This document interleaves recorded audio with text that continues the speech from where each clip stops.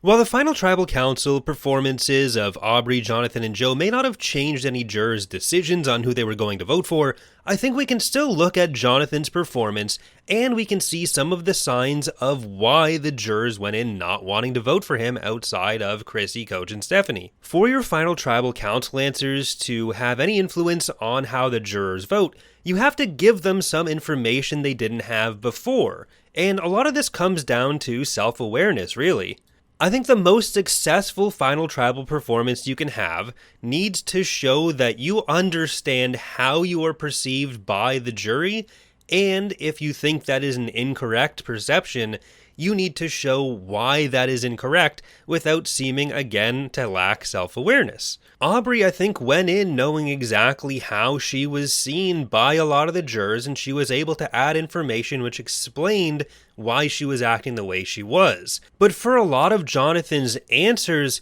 he was talking about things as if the jury would have this impression that he was supposed to be this honorable, upstanding guy, and he needed to give himself permission to act a different way. The problem was, nobody on the jury really thought that was who he was or how he was playing anyways. Most importantly, he didn't seem to have a good understanding of how people would react to his actions. A lot of his answers kind of steamrolled over other people's experiences, didn't really have any kind of reflection on how he thought he might be coming across, and kind of shows a certain level of ignorance towards the games that other people were playing. The contrast of his and Aubry's explanations of the Ozzy vote I think really show this. Aubry was able to put forward her impact on that without claiming that nobody else had any kind of say in it. She could smooth over things with Ozzy by making it clear why she had to go with a plan to get out Ozzy, and she was able to highlight that she pushed Joe over the edge in being willing to go along with that.